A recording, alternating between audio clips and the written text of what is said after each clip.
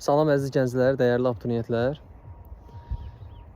əziz 2-ci, 3-cü qrup hazırlaşan tələbələrimiz. Sizin hər birinizə yay imtahanlarında uğurlar arzu edirəm.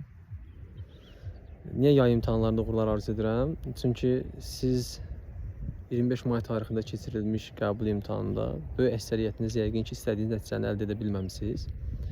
Bunun səbəbi də tarixdən düşmüş sualların həm çətin olması, həm çaşdırıcı, həm də iddialara görə səhv olmasıdır. Düzdür, bu iddialara Dövlət İmtahan Mərkəzi cavab vermir. Verəndə də müəllimlərin bir növ belə deyə səhv çıxarmağa çalışırlar. Mən sizə yay imtahanında uğurlar arzu edirəm. Qorxmayın, çəkinməyin. Yay gözəllikdir. Yay insanın daxili gözəlliyinin üzə vurmasıdır. Yay insanın ruhunun bir növ göylərə çıxmasıdır. Yay üzümüzdəki təbəssümdür. Yay qəlbimizdəki sevgidir. Ona görə yaydakı imtahan daha gözəl olacaq. Bu cür yanaşın, qorxmayın, düşünün ki, hər şey yaxşı olacaq. Yaydadır, gözəlliklərin üzə çıxdığı bir fəsildədir. Mən sizə məsləhətlərimi və Dövlət İmtahan Mərkəzinə olan iradlarımı Azərbaycanın son dövr tarixinin yazıldığı bir diyardan bildirəcəm. Buradan səslənirəm sizlərə. Bura Şuşa şəhəri, Cıdır düzü. Baxın. Azərbaycanın igidlərinin mərdlik, cəsarət göstərdiyi bir diyar. Hansı ki, bu diyarın işğaldan azad olunmasında Azərbaycan igidləri bir tarix yazdılar. Dövlət İmtahan Mərkəzi 25 may tarixində də bir tarix yazdı. Hansı ki, o tarixdən mən və mənim kimi digər müəllimlər və abituriyentlər narazılıq edirlər. Tez-tez danışacağım, qısa danışmağa çalışacağım. 1. Nədən narazıyıq? Bəzi suallar çox çaşdırıcı, bəzi suallar səhv olma ehtimalının olduğu suallardır. Mən indi suallara bir-bir girməyəcəm, çünki müəllimlər artıq bu suallara izah verirlər və sualların səhv olduğunu bildirirlər. Hərçənd ki, Dövlət İmtahan Mərkəzi deyir ki, suallarda hər hansı bir səhvlik yoxdur. Dövlət İmtahan Mərkəzindən mən səslənirəm. Suallar deyək ki, səhv deyil. Amma sizin tərtib etdiyiniz suallarda səhvin olmasına şübhə yaranması belə o deməkdir ki, imtahan ədalətli keçirilməyib.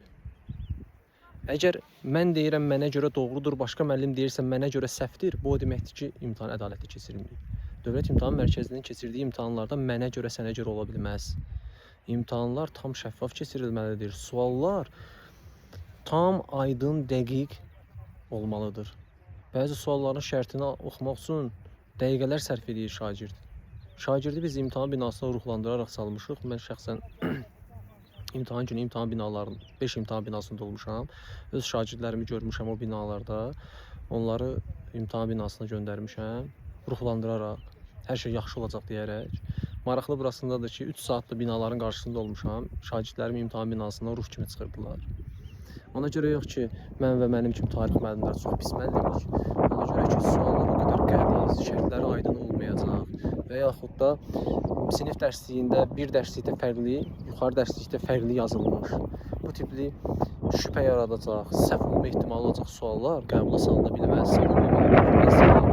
Müəllimlər təsdiqləyir ki, son dövrlər deməli bir vəsaitdən istifadə edirik daha çox hazırlıq keçəndə.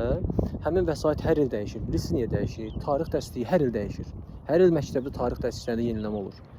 Məsələn, yaxşı, bu yeniləmə olduğu zaman yeni salınmış, yeni belə deyim, qəbul olunmuş illər, tarixi hadisələr niyə qəbula salınmalıdır axı?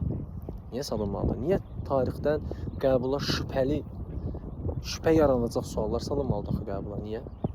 Budur bizim etirazımız. Ona görə müəllimlərin izah etdiyi suallar, əsaslandırdığı suallarda bir şübhə yeri varsa belə o şagirdlərin xeyrinə hesablanmalıdır. Digər bir məsələyə keçəcəm. Niyə görə hörmətli Dövlət İmtahan Mərkəzi rəhbərliyi, mütəxəssislər, ekspertlər cavab verin. Niyə görə 2-ci qrup və 3-cü qrupun sualları eynidir? Niyə görə? Niyə görə 2-ci qrup və 3-cü qrupun sualları eyni olmalıdır?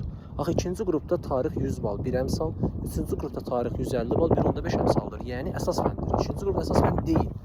Əvvəl belə idi ki, 2-ci qrupda yalnız Azərbaycan tarixindən suallar düşürdü.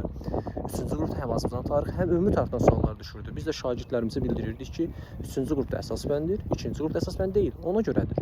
Sonra elə oldu ki, 2-ci qrupa da gətirib ümumi tarixdən suallar salmağa başladılar. Biz nə dedik? Biz dedik ki, İkinci qrupda deməli suallar daha rahat olacaq. Çünki 100 ballıq sistemdir, üçüncü qrupda 150 ballıq sistemdir.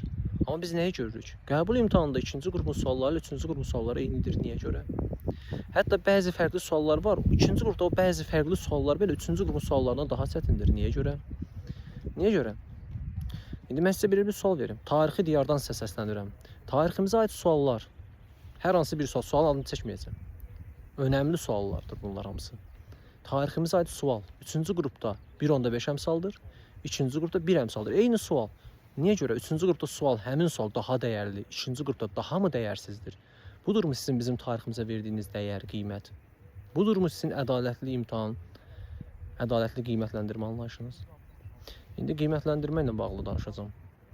Bildiyiniz kimi buraxılış imtahanlarından sonra orada blokda da var, buraxılış imtahanlarda var, yazı tapşırıqları var. Yazı tapşırığını yazır bizim şagirdlərimiz. Deyək ki, iki şagird yoldaşıdır. Biri tam bal alıb, biri ya 0 alıb, ya da yarı bal alıbdır yazı tapşırığından. Hər hansı bir sualdan. Amma fikrini doğru əsaslandırıb, fikrini doğru ifadə edib. Amma nəticə səhv gəlib. Niyə? Niyə nəticə səhv gəlib o uşaqda? Niyə onun nəticəsi 0 gəlib? Sonra bilirsiniz nə olur? Sonra Dövlət İmtahan Mərkəzi deyir ki, siz apellyasiyaya müraciət ünvanlaya bilərsiniz. Sizin nəticənizə baxılsın. O şagirdimiz apellyasiyaya müraciət eləyir. Nəticədə bilirsiniz nə olur? Onun nəticəsi tam balla dəyərləndirilir. Yəni nəticəsi düzgün qiymətləndirilir. Belə çıxır ki, siz birinci dəfə o şagirdin nəticəsini düzgün qiymətləndirməmisiniz. Niyə görə?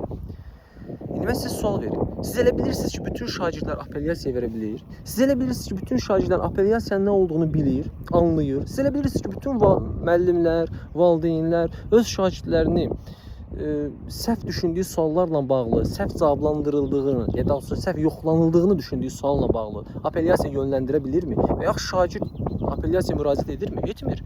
Bəs minlərlə şagird var ki, bəlkə də heç apellyasiya müraciət etməyib. Bəs onların balı, onların nəticəsi, axı onların nəticəsi artmadı.